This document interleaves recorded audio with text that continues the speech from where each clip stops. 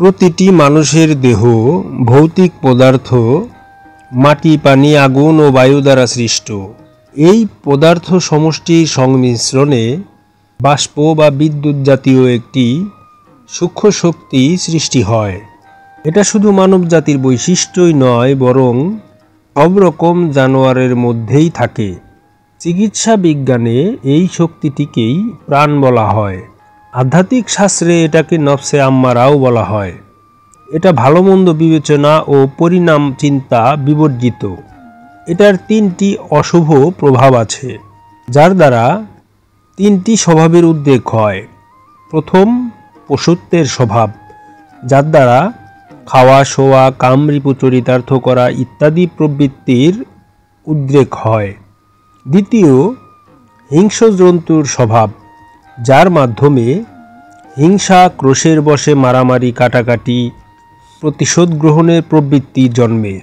তৃতীয়, শয়তানের স্বভাব, যার আকর্ষণে পাপাচার, মিথ্যা, অহংকার, কূটকৌশলের দ্বারা ধোঁকা দেওয়া ইত্যাদি রকম প্রবৃত্তি উদিত হয়। মানব সৃষ্টির মূলে এই ভৌতিক পদার্থ ছাড়াও আরও একটি বস্তু রয়েছে, যেটা ঊর্ধ্বজগৎ হতে আগত। উহা পদার্থ বা পদার্থ শ্রেণীয় বস্তু নয়। ওই বস্তুটি হল মানবজাতির বৈশিষ্ট্য। মানুষ এবং জিন জাতি ব্যতীত অন্য কোনো জীবের মধ্যে ওই বস্তুটি নাই। স্থূল দর্শনের দার্শনিকদের মত এটাই হলো, ওই বস্তুটি বাহ্যিকভাবে অদৃশ্য, ভৌতিক পদার্থ হতে ভিন্ন, নূর বা আলো অপেক্ষা উচ্চমানের ও অধিক স্বচ্ছ উপাদানে সৃষ্ট এবং ভৌতিক দেহ অভ্যন্তরে ব্যাপ্ত ও প্রসারিত। যেমন সরিষার বীজের তৈল তার সর্বদেহেই ব্যাপ্ত রয়েছে। মানব দেহে এই বিশেষ দেহবিশিষ্ট রুহু ছাড়া আরও একটি সূক্ষ্ম অদৃশ্য বস্তু আছে। তাকে জিসমে মিসালি বা অনুরূপী দেহ বলা যায়। ইহা নূর বা জ্যোতি শ্রেণীর উপাদানে সৃষ্ট পূর্ণাঙ্গ দেহবিশেষ, ভৌতিক দেহের আকৃতিধারী এবং ভৌতিক দেহে মিশ্রিত রূপেই বিদ্যমান। দৃষ্টান্তস্বরূপ, সাপের দেহে এক প্রকার খোসা থাকে, যা অনেক সময় সাপের দেহ হতে বিচ্ছিন্ন হয়, আর তখনইও উহা দেখা যায়। ইহা সাপের পূর্ণাঙ্গ দেহের আকৃষ্টি বিশিষ্টই হয়।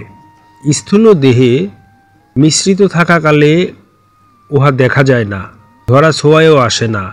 স্থূল দেহে মিশ্রিত রূপেই বিদ্যমান থাকে। এমনইভাবে মানুষের স্থূল দেহে মিশ্রিত অপর একটি পূর্ণাঙ্গ কিন্তু সূক্ষ্ম ও অদৃশ্য দেহ থাকে, যা সাপের খোসার ন্যায় স্থূল দেহ থেকে জীবিতকালেও বিচ্ছিন্ন হতে পারে। মৃত্যুর সময় এই দেহটি রুহের বাহক হয় এবং এই দেহ এবং ওই রুহু উভয়টি স্থূল দেহ থেকে বিচ্ছিন্ন হয়ে বর্জখী জগতে চলে যায়। সেখানে পুনরায় রুহু এই দেহের মধ্যে থাকে এবং উভয়টি জীবিত থাকে। তাদের মৃত্যু আসে না, সুখ বা দুঃখ ভোগ করে না। সুখ বা দুঃখ ভোগ করে, এটাই কবরের সুখ বা আযাব। ইসরাফিল সিংহায় দ্বিতীয়বার ফুৎকার দিলে প্রত্যেক মানুষের ভৌতিক দেহ পুনরুজ্জীবিত হবে এবং বিশেষ দেহ ও রুহু ভৌতিক দেহের সাথে মিলিত হয়ে প্রতিটি মানুষ ইহকালীন আকৃতিতে ফিরে আসবে।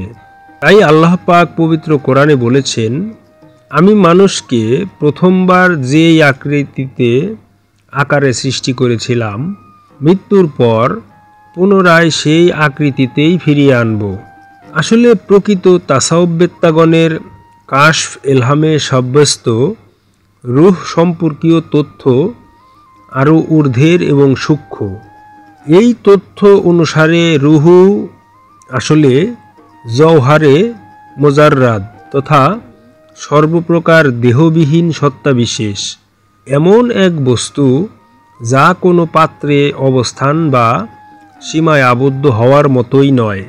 তাই উহা ভৌতিক দেহের অভ্যন্তরস্থও নয়।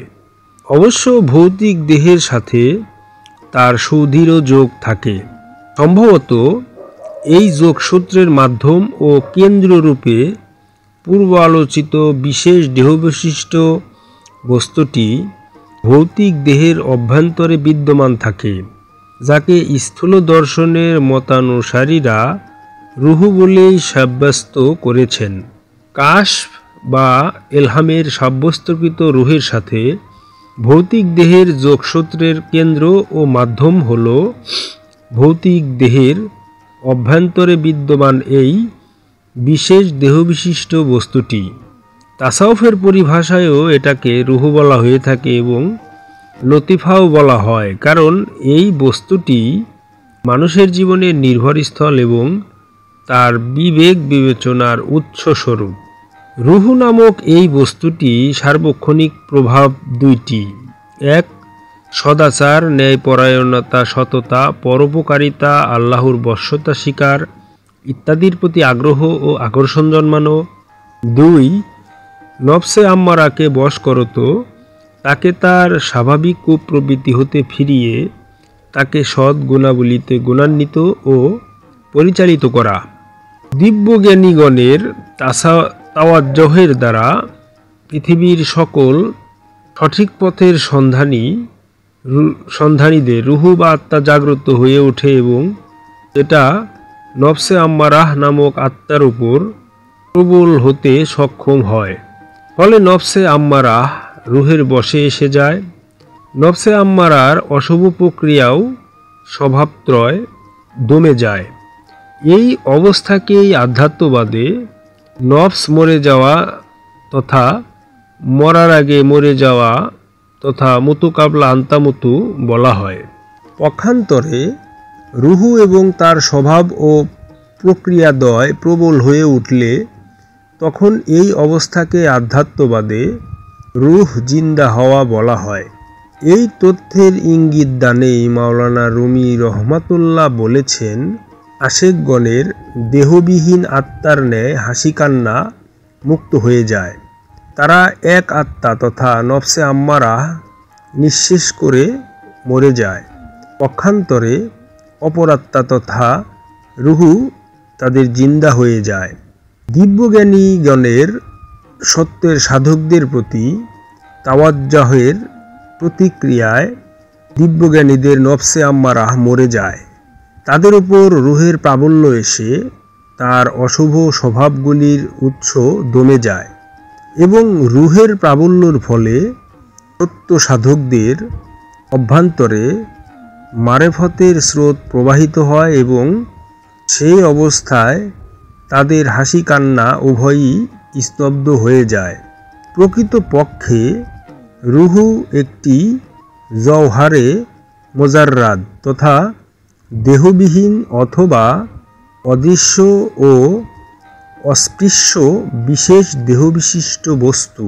তাই জড়দেহের কার্যকলাপ তথা হাসি কান্না ইত্যাদি রুহের কর্ম নয়।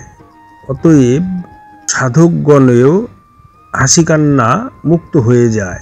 আসলে প্রকৃত অর্থে রুহু এবং নফসে আম্মারার যে পরিচয় এই আলোচনায় ব্যক্ত করা হলো, এগুলো মসনবীতে উল্লেখিত যা আছে সেটাই আমি তুলে ধরার চেষ্টা করেছি তথা পাঠ করছি।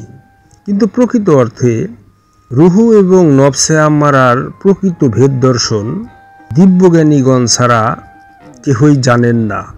বই পুস্তকে যেটুকু পাওয়া যায় বা প্রকাশ করা যায় সেটুকু আসলে রুহু এবং নফসে আম্মারার পরিচয়ের খুবই নগণ্য ইঙ্গিত স্বরূপই বলা চলে।